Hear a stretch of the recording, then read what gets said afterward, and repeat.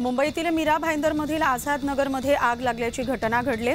झोपडपट्टी परिसरात आग लागल्याचं सांगण्यात येते। आझाद नगर परिसरातील अनेक झोपडपट्ट्या जळून खाक झाल्यात। मीरा रोड शहरात धुराचे लोट उठत आहेत। अग्निशमन दलाच्या सुमारे 7 गाड्या सध्या घटनास्थळी दाखल झाल्यात। आगीवर नियंत्रण मिळवण्यासाठी विभागाचे कर्मचारी प्रयत्न करत आहेत, मात्र आगीचं कारण अद्याप अस्पष्ट आहे।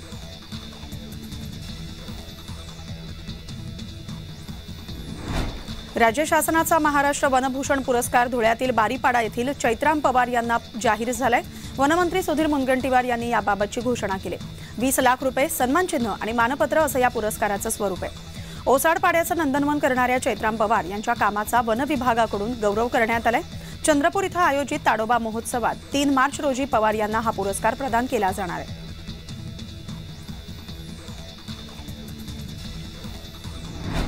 लासलगाव शहरात सोनाराच्या दुकानातून 3 तोळ्याची पोत चोरण्याचा चोरट्याचा प्रयत्न फसलाय। ग्राहकांच्या सतर्कतेमुळे चोरट्याचा चोरीचा प्रयत्न फसलाय। संपूर्ण प्रकार हा सीसीटीव्हीत चित्रित झालाय। मंगळवारी सायंकाळी 6 वाजेच्या सुमारास दुकानदार ग्राहकाला दागिने दाखवत असताना तोंड बांधलेला एक चोरटा दुकानात शिरला आणि दुकानदार आणि ग्राहकाची नजर चुकवून 3 तोळ्याची अंदाजे 2 लाख रुपये किमतीची पोत उचलून पोबारा करत होता। दुकानात असलेल्या ग्राहकानं पकडल्यानं चोरट्याचा चोरीचा प्रयत्न फसलाय।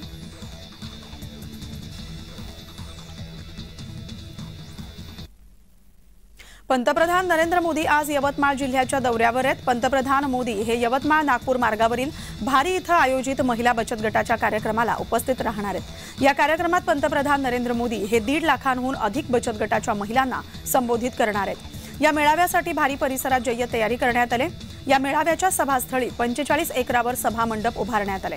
विशेष म्हणजे आगामी लोकसभा निवडणुकीच्या पार्श्वभूमीवर पंतप्रधान मोदींचा हा दौरा राजकीयदृष्ट्या महत्त्वाचा मानला जातोय।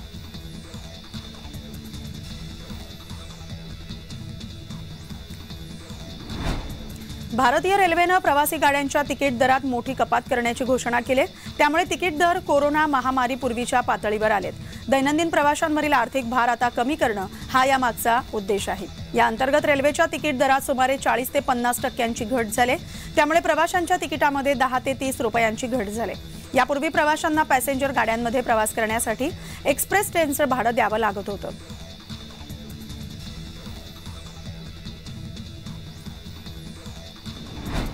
अकोल्यातील पालिका शाळेतील विद्यार्थ्यांना शालेय पोषण आहारातून विषबाधा झाल्याची घटना घडली। 10 विद्यार्थ्यांवर शहरातील सर्वोपचार रुग्णालयात उपचार सुरू आहेत। माध्यान्ह भोजनात उंदरांची पिल्लं आढळून आल्याचा आरोप पालकांनी केलाय। शाळेत खिचडी खाल्ल्यानंतर विद्यार्थ्यांची प्रकृती बिघडली असल्याचा आरोप पालकांनी केलाय।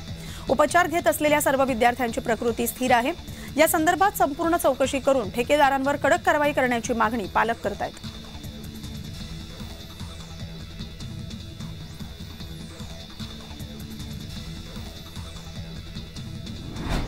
मनमाडमध्ये काही दिवसांपूर्वी नगर चौकी तांडा येथील एका घराला आग लागल्यामुळे घरातील संसारोपयोगी वस्तू जळून खाक झाल्या होत्या। कुटुंबावर मोठं संकट ओढावलं। सदर परिस्थिती आमदार सुहास कांदे यांना समजताच तात्काळ कुटुंबियांना मदत करण्याच्या सूचना त्यांनी दिल्यात। मंगळवारी पदाधिकाऱ्यांसोबत घटनास्थळी जाऊन त्यांनी कुटुंबियांची भेट घेतली आणि विचारपूसही केली। तसंच त्यांना संसारोपयोगी वस्तूंची मदत केली।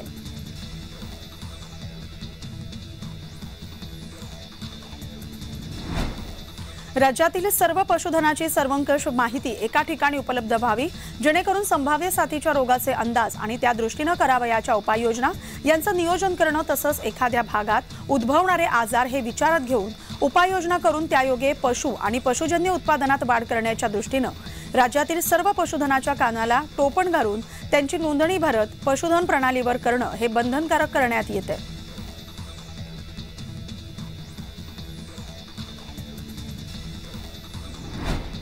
छत्रपती संभाजीनगर जिल्ह्यातील वैजापूर गंगापूर रोडवरील वरखेड पाटीजवळ ऊस घेऊन जाणाऱ्या ट्रॅक्टरला एका पिकअपनं पाठीमागून जोरदार धडक दिली। या धडकेत एकाचा मृत्यू झालेला आहे। 12 जण जखमी झालेत। मृताचं नाव अद्याप समजलेलं नाही, मात्र जखमींना छत्रपती संभाजीनगरामधल्या घाटी रुग्णालयात उपचारासाठी दाखल करण्यात आले।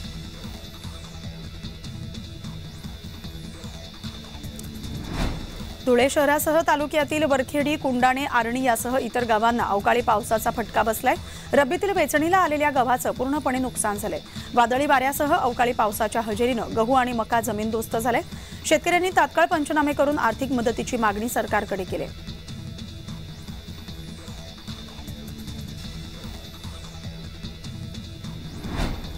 अवकाळी पावसामुळे धुळ्यात सुरू असलेल्या महासंस्कृती महोत्सवातील चित्रदालनाचं प्रचंड नुकसान झाले।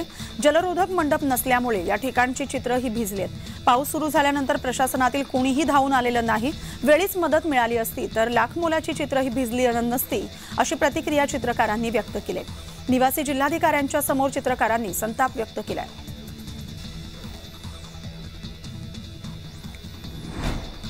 पालिका कर्मचाऱ्यांच्या विविध प्रलंबित मागण्यांसाठी मनमाडमध्ये सीटू कामगार संघटनेच्या वतीनं आंदोलन करण्यात आले। पालिका कामगारांचं वेतन आणि सेवानिवृत्त कामगारांचं निवृत्ती वेतन दरमहा 5 तारखेच्या आत मिळावं। अश्वसित प्रगती योजना, कालबद्ध पदोन्नती सफाई कामगार आणि वर्ग 3 आणि 4च्या कर्मचाऱ्यांना लागू करावी। वारसा हक्क आणि मयत कामगारांच्या वारसांना तातडीनं अनुकंपा तत्वावर नोकरीवर घ्यावं, अशा मागण्यांसाठी कामगार मोठ्या संख्येनं आंदोलनात सहभागी झाले।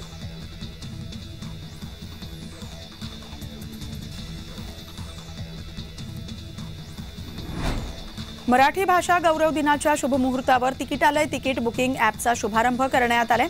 यावेळी कार्यक्रमाला ज्येष्ठ अभिनेते अशोक सराफ, नाट्य परिषदेचे अध्यक्ष अभिनेते प्रशांत दामले, मनसे अध्यक्ष राज ठाकरे, ज्येष्ठ अभिनेते महेश कोठारे, अभिनेता संकर्षण कराडेसह आदी मान्यवर बुकिंग ॲपच्या शुभारंभ सोहळ्याला उपस्थित होते।